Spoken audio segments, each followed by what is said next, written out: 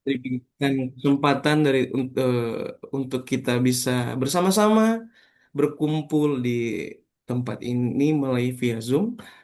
Pak Tony bisa stop share, saya mau share screen. Oke. Ya, kita akan merenungkan bersama-sama di dalam Imamat pasal 9 ayatnya yang ke-22 hingga ayat yang ke-24 Bapak Ibu. Di sini dengan perikop api dari Tuhan bagi ibadah yang benar. Tapi sebelum itu kita berdoa terlebih dahulu, kita berdoa. Tuhan, kami bersyukur kami punya Tuhan yang setia di dalam kehidupan kami. Kami bersyukur di mana Tuhan selalu ada di dalam kehidupan kami dan tidak pernah meninggalkan kami. Sekalipun masalah kami terasa berat, tetapi kami punya Tuhan yang lebih besar daripada masalah kami. Tuhan yang senantiasa merengkuh kami, membimbing kami, dan juga meneguhkan akan panggilan kami dalam dunia ini, Tuhan. Kami yakin dan kami percaya, Tuhan, bahwa tanpa Tuhan kami tidak bisa berbuat apa-apa. Hidup kami ini hanyalah anugerah Tuhan. Hidup kami ini ada hanya karena Engkau kami bisa ada, Tuhan. Pada pagi ini Tuhan kami bersama-sama akan merenungkan firman-Mu. Biarlah Tuhan yang membuat kami mengerti akan firman Tuhan yang disampaikan. Dan berkatilah juga hamba yang terbatas ini.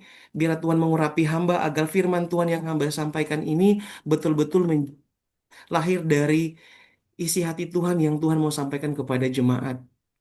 Jika ada manifestasi kuasa-kuasa yang ingin mengganggu fokus konsentrasi kami, kami bersatu hati tolak di dalam nama Yesus kami berdoa. Amin. Bapak Ibu, seperti yang saya katakan tadi bahwa kita akan membahas firman Tuhan pada pagi ini di bagian kedua dari Imamat pasal 9, ayat yang ke-22 hingga ayatnya yang ke-24. Yang minggu lalu, Pendeta Imade Masa sudah membahas di Imamat pasal 9 ayat 1 hingga ayat yang ke-7. Dan pada pagi ini kita akan membahas di bagian yang kedua. Namun saya akan memulai dengan sebuah pertanyaan Bapak Ibu bagi kita semua ya. Saya akan memulai dengan sebuah pertanyaan. Bagaimana manusia berdosa bisa hidup di hadapan Allah yang kudus? Bagaimana manusia yang berdosa bisa hidup di hadapan Allah yang Maha Kudus? Bapak Ibu, ketika kita melihat tentang kitab Imamat ini, kita akan menemukan sebuah gambaran besar tentang kekudusan hidup, kekudusan dan juga yang akan merujuk kepada korban dan juga merujuk kepada Yesus Kristus. Nah, di dalam Imamat pasal 9 ini, di sini saya membagi menjadi tiga bagian Bapak Ibu, dari ayat 1 hingga ayatnya yang ke-24. Pertama, di sana kita melihat tentang jabatan imam. Tetapi sebelum itu kita harus melihat dulu konteks dekatnya di dalam pasal yang ke-8, di mana kita melihat bahwa eh, ada penabisan Harun sebagai imam berserta anak-anaknya. Di dalam pasal 9 ini menjadi sebuah klimaks di mana dalam pasal 9 ini adalah babak baru dari pelayanan Harun bersama anak-anaknya dia sebagai imam di sana. Dan kita melihat di dalam bagian yang kedua, umat yang diperdamaikan memperoleh berkat. Nanti kita akan bahas di dalam ayatnya yang ke-22, pasal 9 ayat 22 tentang berkat apa yang diperoleh oleh umat di sana. Dan di dalam bagian ketiga kita melihat bahwa Allah berkenan berkenan atas ibadah daripada umat. Di sana kita melihat ada dua tanda ketika Allah berkenan di dalam ibadah dan juga persembahan yang umat persembahkan buat Allah. Yaitu ada tanda kemuliaan Allah nyata dan juga dengan api Allah ya, api yang melahap semua korban yang sudah umat persembahkan. Seperti yang saya katakan tadi, bahwa kitab Imamat ini adalah kitab berbicara tentang kekudusan, berbicara tentang Yesus Kristus yang menjadi sebuah topik utama adalah Yesus Kristus menjadi korban yang sempurna, korban yang agung. Manusia tidak lagi harus memberikan korban-korban seperti umat PL yang zaman dahulu gitu ya. Kita sekarang hidup di dalam zaman anugerah. Korban hanya sekali dan selama-lamanya yang sudah dinyatakan oleh Yesus Kristus. Nah, Bapak Ibu, kita akan melihat bersama-sama api api dari Tuhan ya sebagai ibadah yang benar itu seperti apa sih? Nah, di sini saya memulai di dalam poin pertama, ibadah yang benar dimulai dengan pendamaian yang Allah tetapkan. Di dalam ayat yang ke-22, Harun mengangkat kedua tangannya di atas bangsa itu, lalu memberkati mereka. Ia turun setelah mempersembahkan korban penghapus dosa, korban bakaran, korban keselamatan yang sudah Allah tetapkan. Bapak Ibu, di sini ketika kita berbicara mengenai ibadah yang benar, yang di mana Allah berkenan di dalam ibadah itu ada sebuah tanda di mana eh, umat itu perlu mengikuti apa yang Allah tetapkan. Apa sih yang Allah tetapkan di dalam pasal 9 ini ayat 1 hingga ayat yang ke-24 kita melihat bersama-sama Allah menetapkan tentang berbagai macam peraturan di situ ya, dari dia memilih memilih imam, dia juga memerintahkan kepada umat untuk mempersembahkan korban yang sangat detail, ada korban bakaran, korban penghapus dosa, korban keselamatan dan juga korban sajian di situ Bapak Ibu. Tetapi kita melihat bahwa sebelum penabis babak baru atau si Harun ini ditabis menjadi imam, di situ ada perintah dari Musa, dari Tuhan kepada Musa agar Harun itu memperdamaikan dirinya di hadapan Allah. Karena kita tahu bahwa manusia telah jatuh ke dalam dosa, manusia punya natur dosa, manusia juga punya kecenderungan untuk berbuat dosa, maka dia harus membereskan dirinya sebelum dia mendapat gelar baru sebagai imam di sana. Di sini korban pendamaian yang seperti yang saya katakan tadi, korban pendamaian menjadi berkat. Nah, setelah mereka Harun dan juga anak-anaknya bersama orang Israel mempersembahkan korban ya, membuat membuat ibadah dan juga mereka mempersembahkan korban bakaran, korban penghapus dosa, korban keselamatan, dan korban sajian, di situ Tuhan eh, memberikan mereka berkat, Bapak Ibu, ya. Jadi memang di dalam pasal 9 ini kita melihat tentang SOP yang Tuhan berikan kepada bangsa Israel, ya. Sebuah sebuah peraturan, sebuah alur di mana di dalam pentabisan imam itu harus diperhatikan beberapa hal yang sangat penting sehingga Tuhan bisa berkenan, ya, berkenan bagi persembahan yang umat saat itu persembahkan bagi Tuhan dan yang Harun juga persiapkan bagi Tuhan. Di dalam ayat yang kelima dan ayat yang keenam, Musa memerintahkan Harun untuk Harun bisa mendamaikan dirinya dulu untuk supaya Tuhan juga berkenan kepada Harun, Bapak Ibu. Dan kita melihat bersama Bapak Ibu, yang bisa mendamaikan manusia dengan Allah itu di dalam perjanjian lama itu adalah korban-korban ini. Korban penghapus dosa, korban bakaran, korban keselamatan. Nah, di dalam kehidupan kita sekarang, di dalam perjanjian baru kita melihat bahwa pendamaian itu sudah dilakukan oleh Yesus Kristus. Ya. Nah, yang menariknya bahwa eh, Allah tidak lagi menuntut korban hewan hasil bumi, semua korban sudah digenapi oleh Kristus di kayu salib. Karena itu sekarang Allah menerima orang percaya melalui Kristus. Jadi kita nggak mengikut-ikut lagi tradisi ataupun ritual-ritual yang ada di dalam perjanjian lama tentang korban ya. Bayangkan begitu ya. Ketika kita melakukan dosa, ketika kita melakukan dosa gitu ya. Kita harus datang kepada Allah melalui imam mempersembahkan korban. Bayangkan satu hari kita melakukan dapat dikatakan 5 dosa Bapak Ibu. Manusia tidak luput dari yang namanya itu berbuat baik. Tetapi hanya karena Kristus, manusia itu bisa kapan saja datang kepada Kristus, memohon pengampunan kepada Kristus. Nah, Bapak Ibu, di dalam ayat yang ke-22 ini, ada kata yang menarik ya, kata memberkati. Ketika Harun dan juga Musa mengangkat kedua tangan mereka untuk memberkati bangsa itu, lalu ia turun mempersembahkan korban penghapus dosa, korban bakaran, dan korban keselamatan. Di situ ada kata memberkati.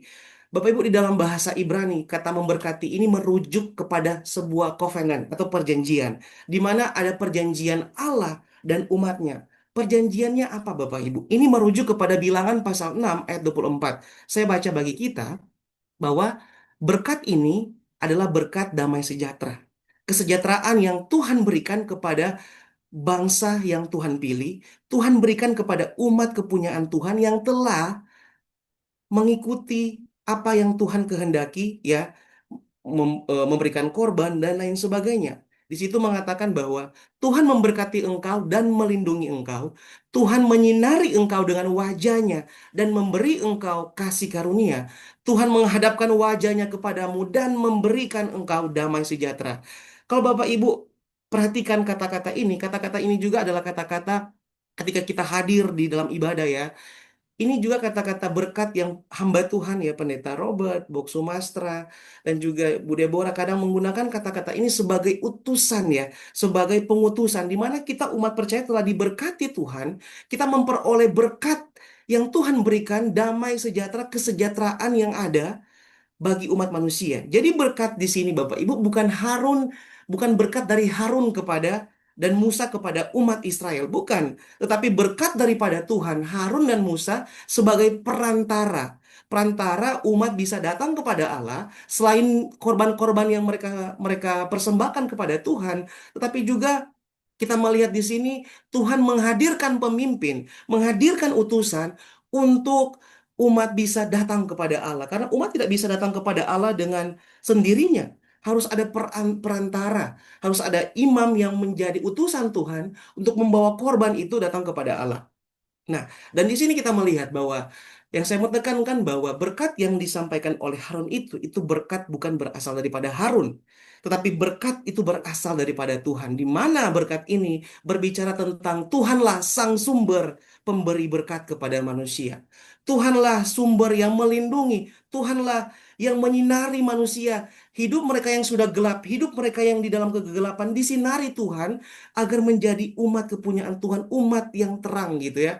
Orang-orang yang dipanggil keluar dari kegelapan menuju kepada terang Kristus yang ajaib Bapak Ibu. Nah, dan di sini Tuhan juga memberkati umat agar umat juga mendapatkan damai sejahtera itu yang mungkin saat ini kita yang mungkin damai sejahtera yang mungkin hilang daripada umat saat itu sehingga Tuhan memberikan damai itu Bapak Ibu, dan damai itu juga nanti akan merujuk kepada Sang Immanuel, yaitu Yesus sendiri, di mana Yesus datang Bapak Ibu untuk memberkati kita. Yesus datang untuk menyinari kita. Yesus datang untuk merengkuh tentang kerapuhan manusia yang berdosa Bapak Ibu. Maka yang saya mau tekankan di sini bahwa ketika kita sudah diberkati Tuhan ya, berkat itu juga datang di dalam Allah memilih pemimpin kita yang ada di gereja. Allah menentukan pemimpin-pemimpin itu untuk juga menjadi saluran berkat bagi jemaat, ya. Dan Bapak Ibu, ketika kita sudah diberikan Tuhan berkat, apa yang kita persembahkan bagi Tuhan? Ketika Tuhan sudah memberkati kita melalui hamba-hamba Tuhan, ya Bapak Ibu, memberikan tangannya ya untuk kita memperoleh berkat. Apa yang sudah kita persembahkan bagi Tuhan? Apakah kehidupan kita masih memiliki kehidupan kita yang lama kita hidupi atau kita hidupi kehidupan kita yang baru? Memang betul Bapak Ibu, manusia baru untuk menghidupi manusia baru itu nggak gampang, butuh proses. Tetapi apakah kita senantiasa mempersembahkan hidup kita, ketaatan hidup kita sebagai persembahan yang kudus, persembahan yang baik, persembahan yang berguna, persembahan yang membangun bagi Tuhan, bagi gereja Tuhan?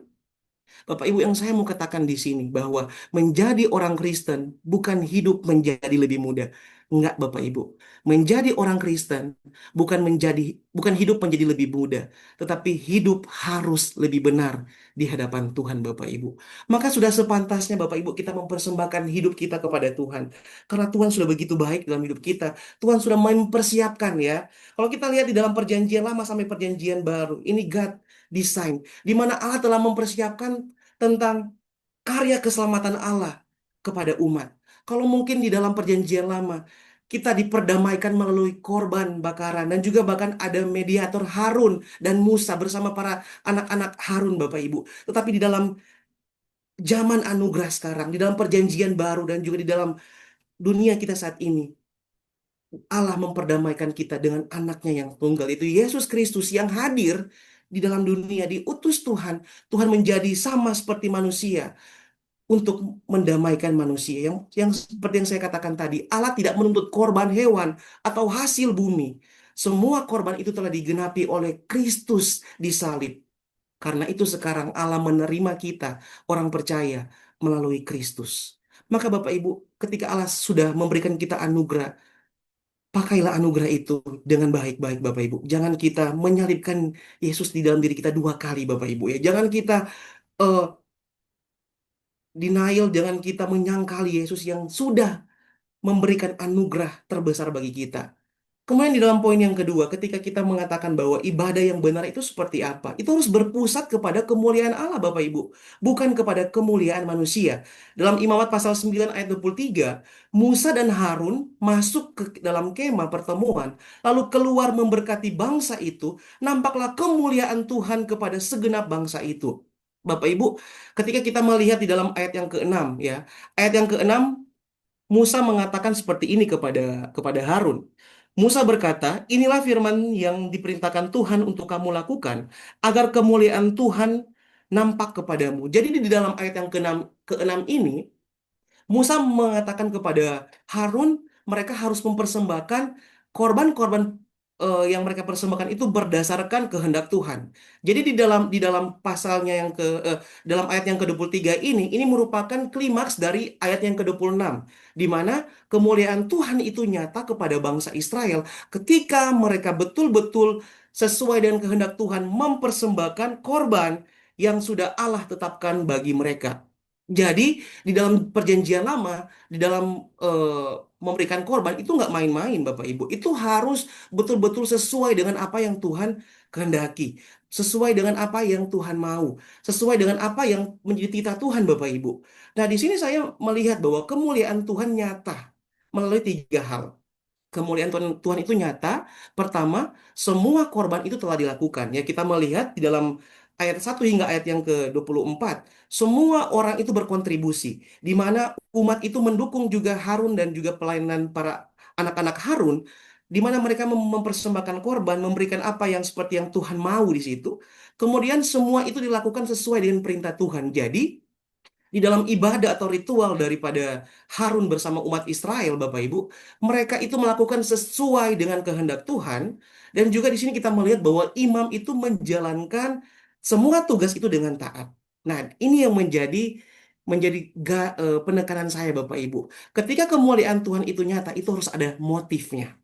Motifnya apa? Ada tiga hal yang saya tulis di sini. Yang pertama, respon yang benar terhadap ibadah. Mungkin banyak juga sebagian orang sekarang ini memiliki motif yang salah di dalam ibadah. Mungkin ada orang yang mencari kemuliaan berpusat kepada dirinya sendiri, mencari motif ibadah sesuai dengan respon yang dia mau untuk menyenangkan, memuaskan emosinya dia ketika datang ke ibadah, ingin mencari liturgi yang baik, ataupun mencari lagu-lagu yang sesuai dengan apa yang dia mau, sehingga emosinya itu terpenuhi. Ingat Bapak Ibu, ibadah yang benar bukan memuaskan emosi, tetapi apa? Memuaskan apa yang menjadi kebutuhan kita yang disentuh oleh Injil Kristus, disentuh oleh Allah Bapak Ibu, dan kita mengalami pertobatan dan kita juga mengalami akan transformasi hidup. Jadi di sini Bapak Ibu ketika kita mengatakan kemuliaan Tuhan nyata di dalam ibadah kita, di dalam ibadah umat Israel, itu harus memiliki respon yang benar terhadap ibadah, ya. Jangan menjadikan Tuhan itu sebagai sebagai apa ya, sebagai satu satu ritual di mana kita memuaskan ibadah emosi kita kalau itu di gereja. Tapi ketika kita pulang ke gereja kita mengalami kekosongan. Nah, itu keliru Bapak Ibu. Kemudian di sini kemuliaan Tuhan itu nyata ketika iman kita itu benar-benar kepada Tuhan.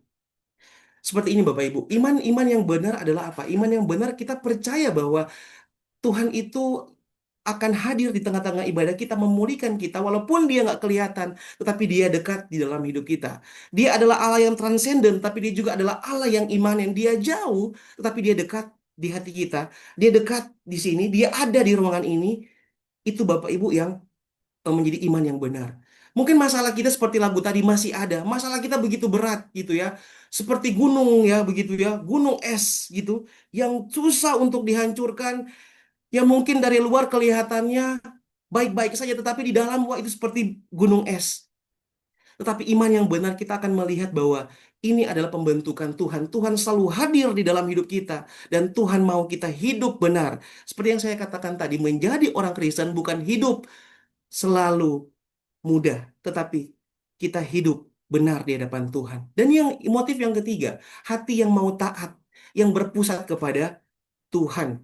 Sehingga kemuliaan Tuhan itu nyata, Bapak Ibu. Bapak Ibu, ketika saya mencari ya di dalam dokumenter tentang ayat 23 ini, kemuliaan Tuhan itu membuat para umat itu jatuh rebah ke tanah. Kenapa? Karena mereka melihat bahwa, wah, betapa agungnya kemuliaan Tuhan itu, betapa mulia Tuhan itu. Dia menampakkan diri ketika umat sungguh-sungguh memiliki respon ibadah yang benar, iman yang benar, dan mereka berpusat kepada Kristus, Bapak Ibu. Dan di situ saya melihat bahwa, wow, betapa luar biasanya. Mungkin saat ini kita nggak melihat kemuliaan Tuhan seperti yang dialami oleh para eh, Harun, imam, dan juga para umat Israel saat itu. Tapi kita melihat, Bapak Ibu, bahwa kemuliaan Tuhan itu nyata di atas kayu salib. Kristus itu menyatakan kemuliaan Allah yang sangat dahsyat, Bapak Ibu. Maka dari itu ketika kita beribadah, datang beribadah kepada Tuhan, mari kita bersama-sama koreksi diri. Apakah kita punya respon yang benar terhadap ibadah? Apakah iman yang sudah kita percayai saat ini itu adalah iman yang benar kita pegang teguh kepada Kristus? Atau apakah kita mau taat kepada Kristus? Kita memiliki hati yang taat berpusat kepada Kristus. Jangan sampai Bapak Ibu kita mencuri kemuliaan Tuhan. Ya, dan di sini saya melihat bahwa hati yang berpusat kepada Tuhan itu hati yang mau menyembah Tuhan, hati yang mau mengagungkan Tuhan. Tetapi hati yang berpusat kepada diri sendiri, Bapak Ibu, kita melihat dari dua dua kejadian, dua peristiwa di dalam Kejadian pasal 4 ayat 1 sampai ayat yang ke-26, kisah Kain dan Habel, dan di dalam Perjanjian Baru saya membuat satu perbandingan antara PL dan PB, kisah para rasul pasal 5 ayat 1 sampai dengan ayat yang ke-11 di mana Ananias dan Safira. Kita melihat Bapak Ibu ketika kita mencari kemuliaan diri sendiri, Tuhan pasti akan menghukum dan Tuhan tidak suka Bapak Ibu. Ya. Dan di sini Bapak Ibu ketika kita mengatakan bahwa ibadah yang benar itu harus timbul keluar dari hati yang mau betul-betul menyembah Tuhan. Bukan hati yang mau berpusat kepada diri sendiri. Oh, aku dan aku. Tidak Bapak Ibu, tetapi hati yang mau berpusat kepada Tuhan. Maka dari itu Bapak Ibu ketika kita mengatakan ibadah yang benar itu harus berpusat kepada Tuhan. Ketika ibadah yang berpusat kepada diri sendiri, ibadah akan kehilangan makna jika menggantikan kemuliaan Allah dengan kemuliaan bagi diri sendiri. Ini perlu menjadi peringatan bagi setiap orang percaya bahwa jangan sampai hidup kita itu mencari kemuliaan sendiri, pengakuan dari orang lain, pengakuan dari gereja, pengakuan dari lingkungan, pengakuan dari kantor. Ingat Bapak Ibu, hidup kita itu dipanggil untuk memuliakan Allah. Maka dari itu marilah Bapak Ibu kita memuliakan Allah di dalam kehidupan kita. Seperti bangsa Israel ketika Tuhan memanggil mereka, mereka memuliakan Allah. Dan kita melihat di dalam poin yang ketiga, api dari Tuhan bagi ibadah yang benar ini menjadi senternya Bapak Ibu. Dalam Imamat pasal 9 ayat 24. Keluarlah api dari Tuhan melahap korban bakaran dan seluruh lemak di atas mezbah. Tatkala seluruh bangsa itu melihatnya, mereka bersorak-sorai. Nah, di sini kita melihat api, penggambaran api atau simbol api di dalam Perjanjian Lama itu melambangkan Bapak Ibu penyucian. Di mana di dalam Maleakhi pasal 3 ayat 2 sampai dengan 3 di situ melambangkan tentang penyucian di mana umat dimurnikan iman mereka sehingga mereka eh, tidak lagi dimurnikan dengan cara dihukum Tuhan ya di saat Maleakhi dalam pembuangan saat itu Bapak Ibu. Kemudian di sini kita melihat bahwa simbol api itu adalah kehadiran Allah ya, kehadiran Allah. Kita lihat di dalam Keluaran pasal 3 ayat 2 di situ kita nanti Bapak Ibu bisa buka sendiri ya catatan Bapak Alkitab Bapak Ibu. Itu di mana Allah hadir menampakkan diri kepada Musa Bapak Ibu di semak belukar ya kita lihat. Yang ketiga, kita melihat bahwa simbol api dalam Perjanjian Lama itu adalah penghukuman. Jadi Bapak Ibu bisa melihat di dalam Ulangan pasal 4 ayat 24 ya, penghukuman Allah. Allah itu adalah Allah yang cemburu. Ketika di dalam Sodom dan Gomora itu kan Allah menghukum Sodom dan Gomora dengan api yang menyala-nyala. Dan banyak juga di dalam Alkitab, di dalam kitab pembuangan, di dalam kisah pembuangan, di situ banyak menggunakan api sebagai hukuman Tuhan. Dan juga di dalam pasal 9 ini, api itu melambangkan penerimaan Allah. Di mana Allah menerima persembahan umat, Allah menerima ibadah umat. Karena apa? Karena mereka melakukan semua itu dengan apa? Dengan respon ibadah yang benar, dengan iman yang benar, dengan ketaatan kepada Tuhan. Nah, di sini di dalam ayatnya yang 23 sampai 24 ada dua tanda ketika Tuhan berkenan atas persembahan yang umat persembahkan. Yang pertama itu kemuliaan Tuhan, tadi kita sudah bahas, dan juga yang kedua adalah api. Api sebagai tanda Tuhan menerima persembahan daripada umat Israel. Dan di sini kehadiran dan penerimaan Allah bagi persembahan umat Israel. Nah, ketika saya mempersiapkan khotbah ini, saya melihat di dalam bahasa aslinya, api itu Bapak Ibu, dia langsung menyambar, dia langsung melahap seluruh korban persembahan yang sudah imam persembahkan bersama dengan umat yang sudah mereka letakkan di kemah pertemuan Bapak Ibu ya. Di mana Tuhan menyambar api itu dan seketika api itu seketika persembahan itu langsung habis Bapak Ibu. Dan tandanya adalah kemuliaan Tuhan itu nyata melalui korban persembahan, melalui respon yang benar. Nah, indikator Tuhan menerima persembahan atau ibadah daripada umat adalah iman dan ketaatan mereka. Kita sudah melihat tadi dari eh, ayat pertama hingga ayat yang ke-24 itu, kita melihat di situ ada ketaatan umat. Umat taat terus-menerus memberikan persembahan, umat taat untuk hidup berkenan di hadapan Tuhan, umat taat untuk mengikuti apa yang Tuhan mau.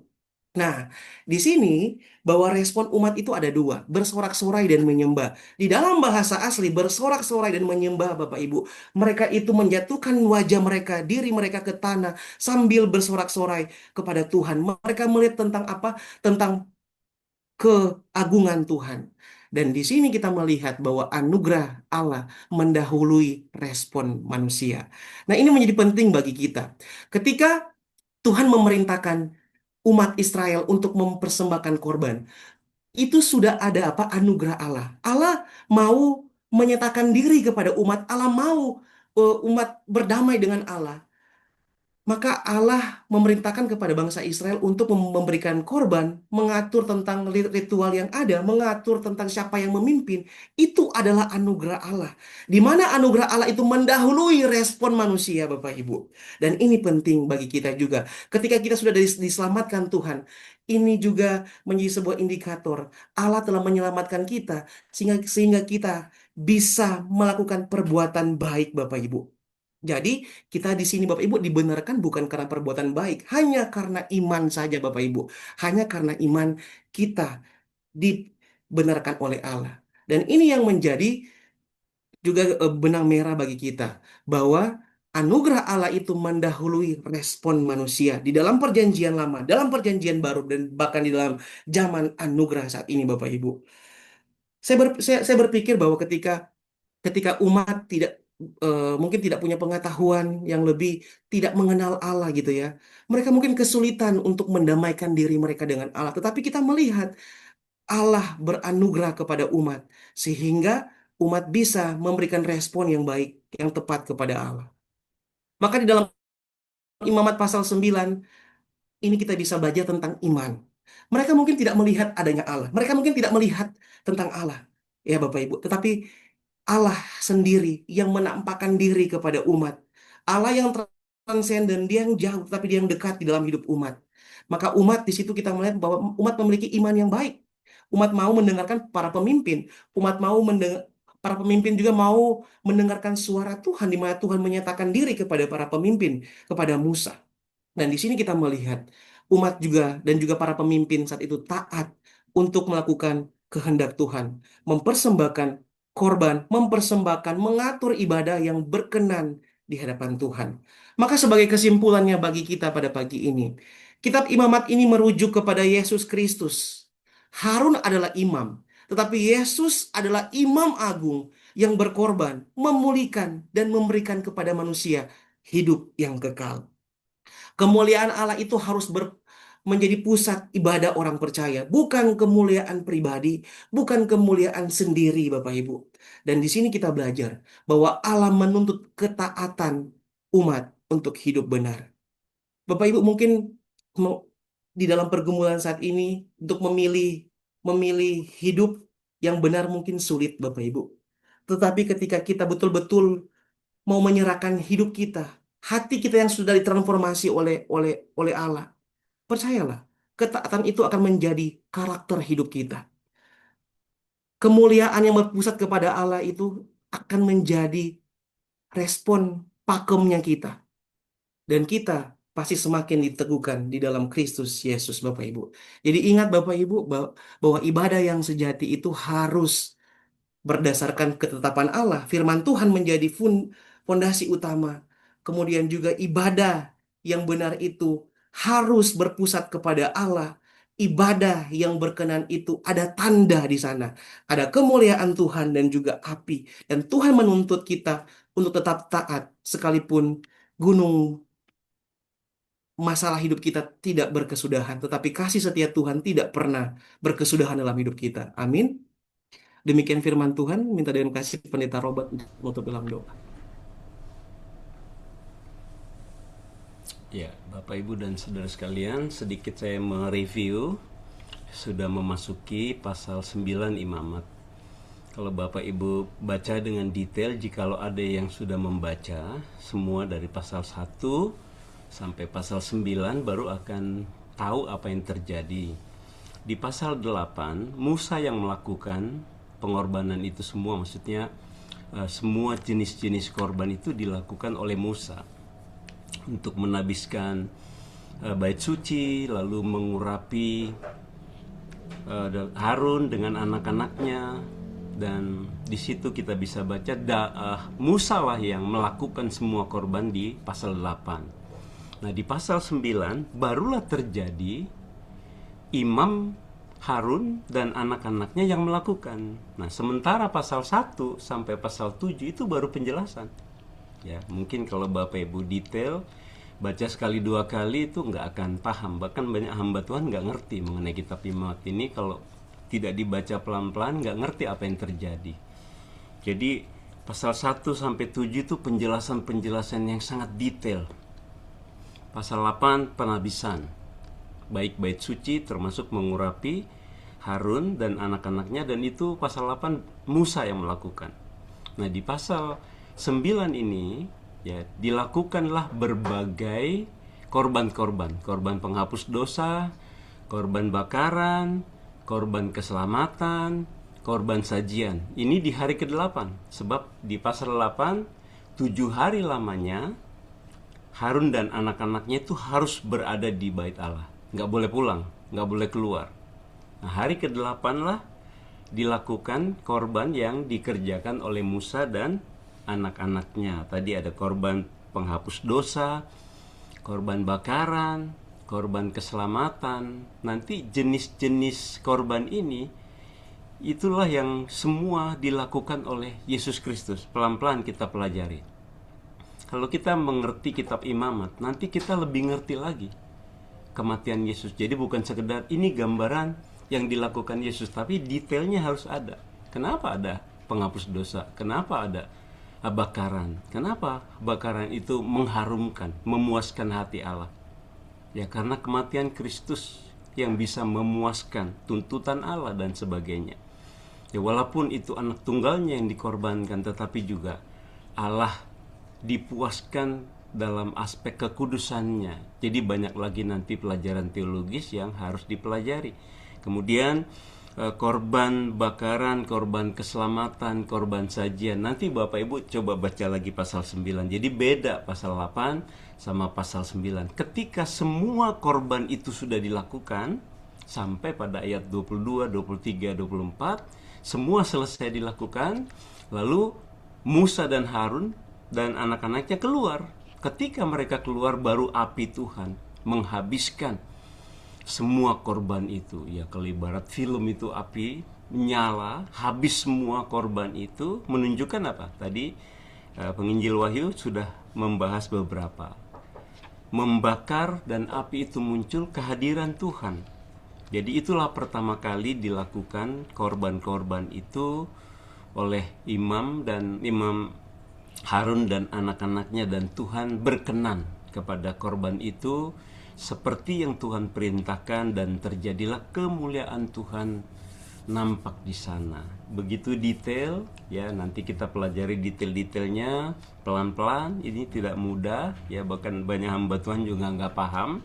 Jadi Bapak Ibu juga perlu belajar pelan-pelan. Yesus adalah kegenapan dari semua detail-detail itu digenapi oleh Yesus dan di dalam Yesus dan secara sempurna. Demikian kiranya kita terus belajar ya, terus baca kitab Imamat. Sekarang sudah pasal 9 habis, nanti minggu depan kita mulai masuk lagi ke pasal yang ke-10. Semoga kita makin dicerahkan, makin memahami betapa besarnya anugerah Allah di dalam kematian Yesus. Mari kita berdoa.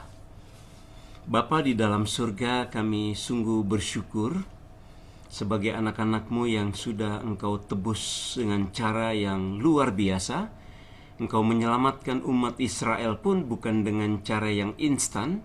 Engkau juga memberikan keselamatan, pengampunan, penebusan bagi umat Israel juga bukan sesuatu yang instan, tetapi melalui berbagai proses yang detail dan rumit yang memenuhi tuntutan kekudusan Tuhan yang Maha Kudus.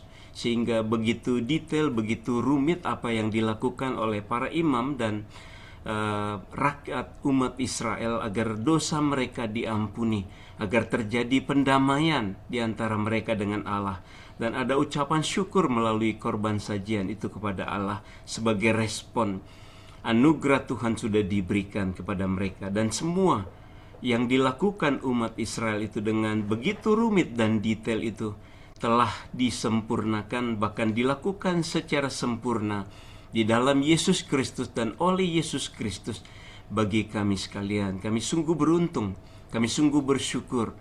Bukan karena usaha kami, bukan karena keinginan kami, bukan karena rencana kami. Kami dijadikan anak-anak Tuhan, kami diselamatkan dengan luar biasa, dan kematian Yesus yang sempurna sudah membayar sempurna semua dosa dan kesalahan kami.